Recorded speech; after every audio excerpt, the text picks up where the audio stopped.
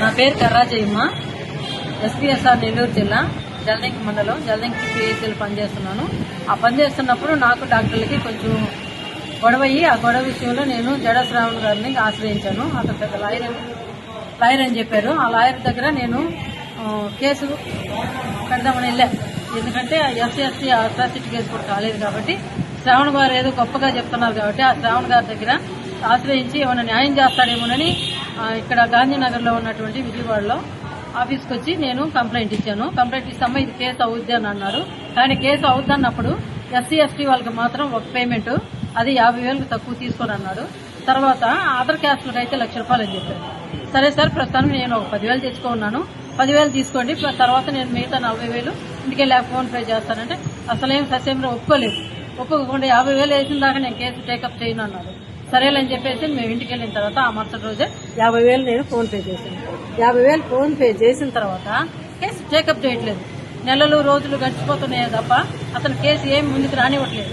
అసలు ఎందుకు ఏం జరుగుతుందో, డిలేట్ ఎందుకు జరుగుతుందని నా ఆతృత మీద నేను మళ్ళా విజయవాడ గాంధీనగర్కి వచ్చి ఆయన ఆఫీసులో కలిసి మళ్ళీ మాట్లాడితే ఇది కేసు ఇదిగమ్మా అవుతుందని చెప్పి ల్యాప్టాప్ అట్లా మా వైపు అటు తిప్పినట్టు చూపిస్తారండి. మళ్ళీ అటు తిప్పుకుంటాడు. అది మాకేం అర్థమైందండి, మామూలు సామాజికంగా ఉండేవాళ్ళమి. అది లాయర్లకైతే అర్థమైంది కానీ మాకేం అర్థం కాదు కదా. అందుకని సార్ ఏమైంది, మీ గురించి చాలా గొప్పగా విని మీ దగ్గర కేసు ఇస్తే ఇట్లా డిలేట్ చేస్తున్నారు, ఏంటి సార్ పరిస్థితి అని చెప్పాను. కానీ అతను ఏమీ టేకప్ చేయలేదు. నేను ఇచ్చిన ఫార్మేట్ మొత్తం ఇదిగో ఇట్లా పలానా వచ్చి కేసు పెట్టిందని మళ్ళీ డాక్టర్లకి ఇంటిమేషన్ తెలియజేసి అతను వాళ్ళతో కుమ్మక్కైపోయి నా కేసు డిలేట్ చేశాను. సార్ నేను కేసు మాట్లాడుతున్నాను కదా, 50,000 ఇచ్చాను కదా, 50,000 ఇచ్చినప్పుడు నా కేసు టేకప్ చేయకుండా నన్ను ఎందుకు ఇబ్బంది పెడుతున్నారు సార్ అని చెప్పినంటే లేదు మళ్ళీ నాకు ₹1,00,000 ఇస్తే కనుక నేను టేకప్ చేస్తానన్నారు. మళ్ళీ ₹1,00,000 తీసుకున్నారండి. ₹1,00,000 తీసుకొని సరే టేకప్ చేస్తానన్నారు. కానీ మళ్ళీ నెలలు జరుగుతూనే ఉన్నాయి. ప్రతి నెల నేను నా భర్త వస్తూనే కేసు విషయం అడుగుతూనే ఉన్నాను. కానీ శ్రావణ్ గారు ఏమి సమాధానం ఇవ్వట్లేదు. ఆ కేసు విషయం అయితే అసలు రావుతుంటున్నారు. నా దగ్గర డబ్బులు తీసుకొని 50,000 ఫోన్ పే చేసుకుని ₹1,00,000 డబ్బులు తీసుకొని నా కేసు టేకప్ చేయనని డాక్టర్లతో కుమ్మక్క అయిపోతే నాకు ఎంత బాగా ఉంటుందండి. జడ శ్రావణ్ గారు చేసినంత మోసం అండి. న్యాయమే జరగలేదు. న్యాయం చేస్తాడని అన్యాయమే చేశారు. న్యాయం అనే మాట లేదు అతని దగ్గర, పేరుకి మాత్రం అంటాడే కానీ అది న్యాయమే లేదు. తర్వాత నేను ఎన్ని రోజులు అయినా ఎదురు చూస్తున్నాను కానీ అతను డబ్బులు అడిగినప్పుడల్లా మా పైన దుర్భాగ్యం పంపిస్తున్నారు. అతను సెక్యూరిటీ గార్డ్స్ కానీ వాళ్ళ దగ్గర ఉండే వాళ్ళు కానీ స్టాఫ్ కానీ వాళ్ళు లోపలికి సరేనని ఇంకా మా కేసు కాకపోయినా పర్లేదు సార్ ఎన్ఓసీ అన్నా ఇవ్వమని అడిగాను. ఎన్ఓసీ కానీ మేము పోతే ఆ రోజు నేను నా భర్త మా సిస్టర్ సలేం అనే అమ్మాయి మేము ముగ్గురం వచ్చాము. ముగ్గురం వచ్చిన తర్వాత మాతోటే అసభ్యకరంగా మాట్లాడుతూ అతను మీకు ఏంది నేను కేసు టేకప్ చేసేసి చేయను, మీ వల్ల కాదు, నేను చేయనట్టు చేయనని చెప్పేసి అసహ్యంగా మాట్లాడుతూ నన్ను 2 ఏళ్ళ మీద చేయబెట్టి కోసేసాను. కోసేసి మీరు దుక్కున్న కూడా చెప్పుకోండి, నేను మిమ్మల్ని వంట చేయిస్తానని చెప్పేసి తన అనుచరులతో చెప్పించి మమ్మల్ని బెదిరించారండి 2 రోజులకి. తర్వాత మేము ఎట్టగా ఎలాగో బయటకు తప్పించుకొని పారిపోయి వచ్చామండి ప్రాణహాని. కానీ ఇట్లాంటి జగన్ శ్రావణ్ కుమార్ ఎంతమంది ఉన్నారో తెలియలేదు. కానీ ఎస్సీ వాళ్ళకి మాత్రం పేరు గొప్ప విరుద్ధి పడినట్టుగా అసలు కేసులు టేకప్ చేయకుండా అలాంటి వాళ్ళని ఎంతమందినో మోసం చేస్తూ డబ్బులు ఆర్జిస్తూ పైగా కేసులు తీసుకోకుండా చేస్తున్నారండి. నేను ఇప్పుడే ఒక మంచి కామెడీ వీడియో ఒకటి చూశాను. పూర్తి సూటు నీలము రంగులో జడ శ్రావణ్ కుమార్ అనబడే ఒక మాజీ మ్యాజిస్ట్రేట్ ఓ వీడియో చేశాడు. శ్రీకృష్ణుడు సహాయంతో పరిమార్చదనం అని చెప్పి రఘురామకృష్ణరాజు నాటకంలో మాట్లాడాడు. వాడు వీడన్నట్టే మాట్లాడాడు వాడు. సరే అది వాడి సంస్కారం. ఎందుకంటే వాడు అన్నారు కాబట్టి వాడు అన్న వారిని వాడు అనక తప్పదు కనుక నేను గతంలో శ్రావణ్ కుమార్ గారు అనేవాడిని. కానీ వాడిని వాడు అనక తప్పలేదు. వీడు అతడి స్టార్ టచ్ చేయగలవా మాట్లాడాడు. అసలు స్టార్లే లేవు కదమ్మా. ఇప్పుడు రిటైర్ అయ్యేదాకా సస్పెన్షన్, తర్వాత సరే చూద్దాం తర్వాత ఏమవుతుందో, మనం ముందే మాట్లాడకూడదు కదా. సో పీకో, టచ్ చేయి, ఇతన్ని టచ్ చేసి చూడు, ఇవన్నీ మరి అరనీలి కోటుకి పూర్తి నీలి కోటు భలే తీవ్రంగా మద్దతు ఇస్తుంది. ఎనీహౌ ఈ విషయంలో అరనీలి కోటు గురించి నేను మాట్లాడదలుచుకోలేదు. పూర్తి నీలి కోటు ఏదో స్టార్ ని టచ్ చేయమంటే ఆ స్టార్లకి గౌరవం పెంచే వారిని ఎవడో టచ్ చేయలేడు. ఏమాత్రం విలువలు లేని వారిని స్టారే లేకుండా మరి ప్రస్తుతం జరిగింది. జత give respect and take respect. Mister Shravan Kumar. High court order ప్రకారం తుళ్ళూరు పోలీస్ స్టేషన్ లో ఈ సొల్లు శ్రావణ్ మీద అతని అనుచరుల మీద ఒక ఎఫ్ఐఆర్ రిజిస్టర్ అయి ఉంది. You can see here. Thulluru police station లో సొల్లు శ్రావణ్ కుమార్ మీద అతని అనుచరుల మీద ఒక ఎఫ్ఐఆర్ రిజిస్టర్ అయి ఉంది. ఆ వీడియో చేశాను సార్. ఆ వీడియోకి దగ్గర దగ్గర సోషల్ మీడియాలో 60K ప్లస్ వ్యూస్, మంచి మంచి కామెంట్స్ వచ్చినాయి. అంటే వాడి యొక్క సమాజంలో సొల్లు శ్రావణ్ కుమార్ అతని అనుచరుల యొక్క వ్యతిరేకత ఎంత ఉందనేది దానికి నిదర్శనం. అసలు సబ్జెక్టుకి వస్తే ఖచ్చితంగా ఈ సొల్లు శ్రావణ్ కుమార్ గాడికి ఉచ్చ పడిపోయింది. వాడు టై కట్టుకొని కోట్ వేసుకొని ఆ ప్యాంట్ లోనే ఉచ్చ పోసుకున్నాడు వాడు. సరే నేను ఎదవనే.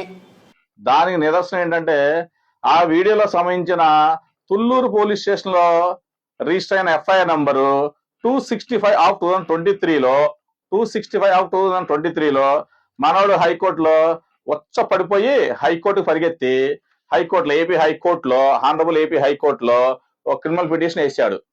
అయ్యా, తుళ్ళూరు పోలీస్ స్టేషన్ ఫోర్జరీ కేసులో సొంతకాలు పెట్టిన కేసుల్లో నేను ముద్దాయి ఎక్యూజర్ 1 జాడా శ్రావణ్ కుమార్ అనే నేను ఇందులో ముద్దాయి స్థానంలో ఉన్నాను, ఎక్యూజర్ 1 గా ఉన్నాను. కాబట్టి హైకోర్టు వారు ఈ కేసు కొట్టేయండి లేదా స్టే ఇవ్వండి అని ప్రాధేయపడుతూ ఒక క్రిమినల్ పిటిషన్ వేశాడు. ఆ క్రిమినల్ పిటిషన్ నెంబరు 1652/2026. ఇది ఎప్పుడు ఫైల్ చేశారంటే ఇది ప్రాసిక్యూషన్ వారికి అందులో ఉన్న రెస్పాండెంట్లకి ఇచ్చిన అఫిషియల్ కాపీ.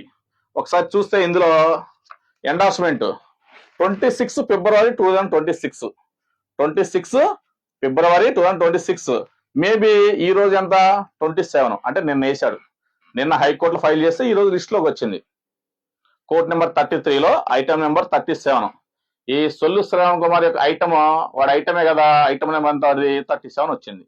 ఈ కేసులో నేను తప్పుడోనే. క్రిమినల్ నెంబర్ 1652 వచ్చ పడిపోయింది వాడికి. హైకోర్టు పరిగెత్తుకెళ్ళి క్రిమినల్ పిటిషన్ వేసాడు. ఇది ప్రాసిక్యూషన్ వారికి అందులో ఉన్న రెస్పాండెంట్లకి ఇచ్చిన అఫిషియల్ కాపీ.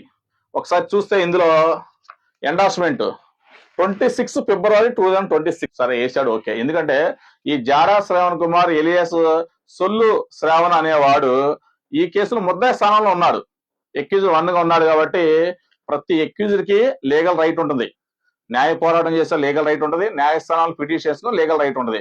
అదే విధంగా అందరు ముద్దాయిలకు ఉన్న విధంగా ఈ ముద్దాయికి కూడా ఉంది. కాబట్టి హైకోర్టులో మనవాడు క్రిమినల్ పిటిషన్ వేశాడు. ఓకే, అతని రైట్ అతను ఉపయోగించుకున్నాడు.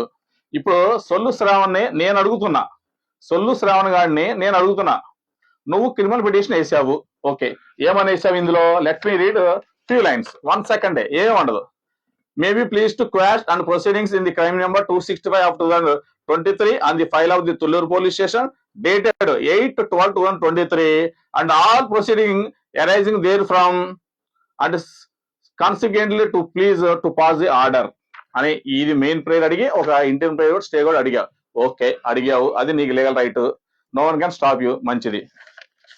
సొల్లు శ్రావణ్ కుమార్, నువ్వు వచ్చి ఇందులో పిటిషనర్ ఉన్నావు కదా, ఈ పిటిషనర్ ఏం రాసావు నువ్వు?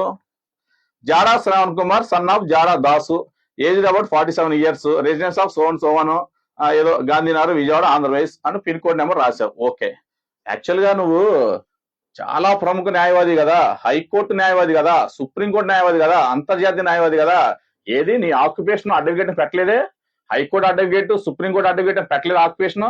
సరే, ఇది ప్రేయర్ లో పెట్టలేదు. మెయిన్ పిటిషన్ వద్దాం. ఈ మెయిన్ పిటిషన్ కి వస్తే ఈ పిటిషన్ ఇదే, నువ్వు ఫైల్ చేసిన అఫిడవిట్ తో పిటిషన్ ఇదే. ఈ మెయిన్ పిటిషన్ లో ఈ కాస్ట్ టైటిల్ లో కూడా అదే ఉంది. చూడండి ఒకసారి.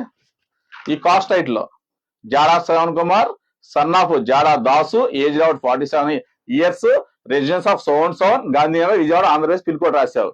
నువ్వు ప్రముఖ న్యాయవాది కదా, హైకోర్టు న్యాయవాది కదా, సుప్రీంకోర్టు న్యాయవాది కదా, అంతర్జాతీయ న్యాయవాది కదా, అందరి మీద గుడ్డగల్లి మీద వేస్తావు కదా, అంత లీగల్ ఎక్స్పర్ట్ కదా. ఈ క్రిమినల్ పిటిషన్ లో నీ ఆక్యుపేషన్ అడ్వకేట్ అని ఎందుకు రాలేదు? ఎక్స్పర్ట్ కదా నువ్వు, లీగల్ ఎక్స్పర్ట్ కదా, ఎవరి మీద సరే గుడ్డగల్సి మీద వేస్తావు కదా, పెద్ద పెద్ద పిల్స్ వేస్తావు, పెద్ద పెద్ద కింద వేస్తావు, పైన వేస్తావు, అంతర్జాతీయ న్యాయవాది కదా నువ్వు. సరే నేను ఎదవనే. రాయలేదే ఆక్యుపేషన్ అడ్వకేట్ అని? నువ్వు రాయలేవు, యు కెనాట్ రైట్. రాస్తే మళ్ళీ అక్కడ అఫెన్స్ అయింది. ఆ విషయం నీకు తెలుసు. ఎందుకంటే బార్ కౌన్సిల్లో స్టేటస్ నీదేంటి? COPNP.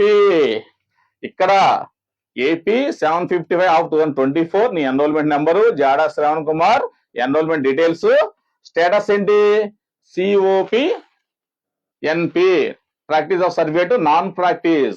నీ స్టేటస్ నాన్ ప్రాక్టీస్. నువ్వు అడ్వకేట్ లో ప్రాక్టీస్ ఉన్న అడ్వకేట్ కాదు, నాన్ ప్రాక్టీస్.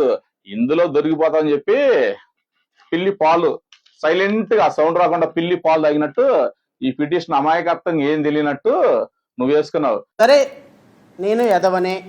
అసలు నీ కేసే నువ్వు ముద్దాయి స్థానంలో ఉన్న నువ్వు కేసే లాక్కోలేక పీక్కోలేక చేస్తావు. నువ్వు మళ్ళీ జనాల కేసులు తీసుకొని వాళ్ళకి న్యాయం చేస్తావు, ఉద్ధరిస్తావు. పెద్ద లీగల్ ఎక్స్పర్ట్ నువ్వు. నీ కేసులోన నువ్వు ముద్దాయి స్థానంలో ఉన్న ఎక్యూజర్ వన్ లో ఉన్న ముద్దాయి స్థానంలో ఉన్న నీ కేసే లాక్కోలేక పీక్కోలేక టై కట్టుకొని వేసుకుని కోర్టు ఫ్యాన్లు పోసుకొని హైకోర్టుకు పరిగెత్తి క్రిమినల్ పిటిషన్ వేసుకున్నావు. అయ్యా ఈ గవర్నమెంట్ నన్ను అరెస్ట్ చేస్తుంది, ఈ గవర్నమెంట్ చూస్తుంటే నాకు భయం వేస్తుంది, నన్ను కాపాడండి అని క్రిమినల్ పిటిషన్ వేసుకున్నావు నువ్వు. మళ్ళీ ఏం చెప్తావు నువ్వు? గవర్నమెంట్ ని ఫుట్బాల్ ఆడుకుంటున్నా నేను అని నీ చెప్జాగా చెప్తావు. గవర్నమెంట్ నువ్వు ఫుట్బాల్ ఆడుకుంటా ఏంటి? సిస్టమ్ అది. Government is a big system. నీలాంటి వాళ్ళు చాలా మంది వస్తా ఉంటారు, పోతా ఉంటారు. ఇప్పుడు ఎవరికి వచ్చబడితే చూద్దాం, ఎవరికి వచ్చబోపిస్తారు చూద్దాం. అది. సో ఇందులో ప్రాక్టీస్ రాయడం నువ్వు మర్చిపోయావు అనుకుంటున్నావు. కాదు, నువ్వు రాసింది కరెక్టే, నీకు అంత సీన్ లేదు. నువ్వు నాన్ ప్రాక్టీస్ గడి కాబట్టి రాయలేదు. చాలా తెలివిగా రాయకుండా ఉన్నావు. రాస్తే అదొక అఫెన్స్ కింద నేను పిటిషన్ పెట్టేవాడిని. Right, thank you. కాదు బతుకు బస్ స్టాండ్ అయిపోయి